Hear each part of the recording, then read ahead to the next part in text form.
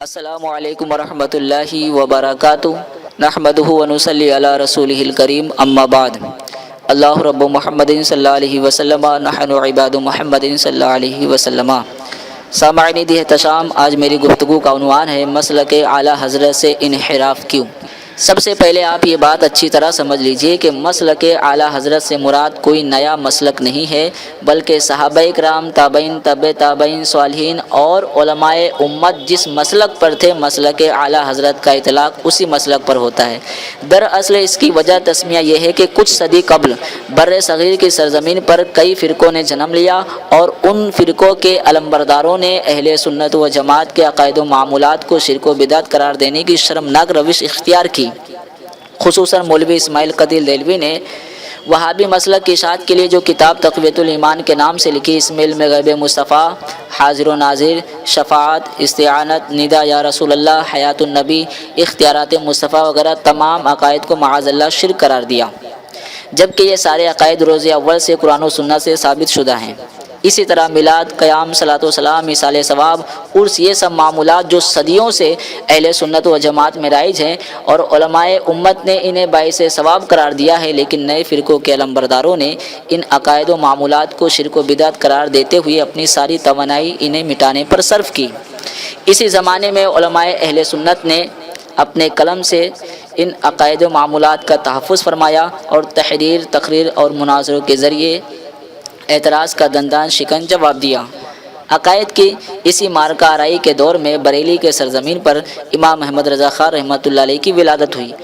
آپ ایک زبردست عالم دین تھے۔ اللہ عز و جل نے آپ کو بے پناہ علمی صلاحیتوں سے مالا مال فرمایا تھا۔ کئی علوم میں مہارت رکھتے تھے، خصوصاً علم فقہ میں آپ کے دور میں آپ کا ثانی نہ تھا۔ اعلیٰ حضرت کی علمی صلاحیتوں کا اعتراف ان لوگوں کو بھی ہے جو آپ کے مخالف ہیں۔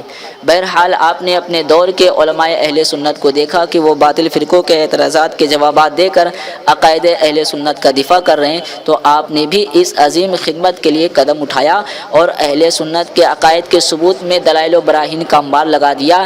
ایک ایک عقیدے کے ثبوت میں کئی کئی کتابیں تصنیف فرمائی۔ ساتھ ہی ساتھ جو معمولات آپ کے زمانے میں رائج تھے، ان میں سے جو قرآن و سنت کے مطابق تھے آپ نے ان کی تائید فرمائی، اور جو قرآن و سنت کے خلاف تھے آپ نے ان کی تردید کی۔ بہرحال آپ نے باطل فرقوں کے رد میں، عقائد و معمولات کی تائید میں جو عظیم خدمت انجام دی، اس بنیاد پر آپ علماء اہل سنت کے صف میں سب سے نمایاں ہو گئے، اور عقائد اہل سنت کی زبردست وکالت کرنے کے سبب یہ عقائد امام احمد رضا خان رحمۃ اللہ علیہ کی ذات پر منسوب ہونے لگے، اور اب یہ حال ہے کہ آپ کی ذات اہل سنت کا ایک عظیم الشان کی حیثیت سے تسلیم کر لی گئی ہے۔ سامعین دی احتشام، آج کل کچھ افراد بغض و حسد میں بولتے ہیں مسلک اعلیٰ حضرت نہیں کہنا چاہیے، اعتراض کرتے ہیں اس کے اوپر۔ ایک مولوی صاحب نے لکھا کہ مسلک اعلیٰ حضرت خطبہ کا لگوایا ہوا نعرہ ہے، جبکہ یہ فریب اور جھوٹ ہے۔ اس تعلق سے بحر العلوم حضرت مفتی عبد المنان صاحب قبلہ تحریر فرماتے ہیں، پورے ہندوستان کے سنی مراکز نے بھی امام احمد رضا خان رحمۃ اللہ علیہ کی اس دینی خدمت کو محسوس کیا، اور موجودہ گمراہیوں سے اہل سنت و جماعت کو ممتاز کرنے کے لیے امام احمد رضا خان رحمۃ اللہ علیہ کی ذات کو سنیت کی علامت قرار دیا اور مسلک اہل سنت و جماعت کو ان سے منسوب کیا۔ چنانچہ دستور اساسی آل انڈیا سنی تبلیغی جماعت صفحہ نمبر 12 پر ہے، سنی سے مراد وہ افراد ہیں جو مسلک اعلیٰ حضرت مولانا احمد رضا خان رحمۃ اللہ علیہ بریلوی سے عقائد و اعمال میں بالکل متفق ہوں اور عملاً اس کی موافقت کرتے ہوں۔ حوالہ نوٹ کیجیے، پیغام رضا، مارچ 2007، صفحہ نمبر 146۔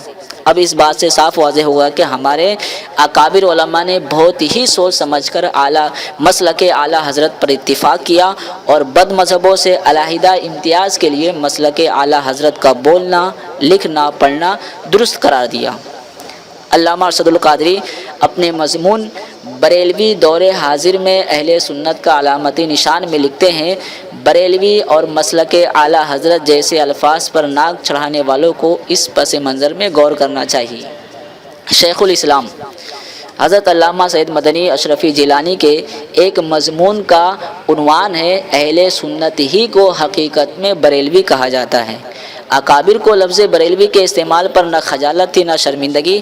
آج کا دانشور طبقہ یا تو غیروں سے مروب ہو کر بائیں طرف چلنے پر آمادہ ہے یا اپنی باتوں کو ٹھیک ڈھنگ سے غیروں کے سامنے پیش کرنے سے عاجز ہے۔ سامعین دی احتشام، آخری بات عرض کر کے میں رخصت ہوتا ہوں۔ بہار کی ایک مسجد میں لفظ سنی کا بورڈ لگا ہوا تھا۔ تبلیغی جماعت والے مسجد میں آدھم کے درس دینے لگے۔ اعتراض کرنے پر کہنے لگے ہم بھی سنی ہیں۔ مسجد کے متولی اور دوسرے ممبران کی نیند اڑ گئی کہ ان کو کیسے دفع کیا جائے، تو سنی کے ساتھ بورڈ پر حنفی کا اضافہ فرما دیا۔ دوسری ٹولی آئی تو کہنے لگی ہم بھی سنی ہیں، حنفی ہیں۔ ممبران مسجد کی تدبیر کارآمد نہیں ہوئی۔ غور و فکر کے بعد بورڈ پر ایک لفظ کا اور اضافہ کیا کہ سنی حنفی کے ساتھ بریلوی لکھ دیا۔ تبلیغی جماعت والے کا آنا بند ہو گیا۔ جماعت والے کہنے لگے ہم بریلوی نہیں ہیں۔ اللہ تبارک و تعالی ہمیں کہنے اور سننے سے زیادہ عمل کرنے کی توفیق عطا فرمائے۔ السلام علیکم ورحمۃ اللہ وبرکاتہ۔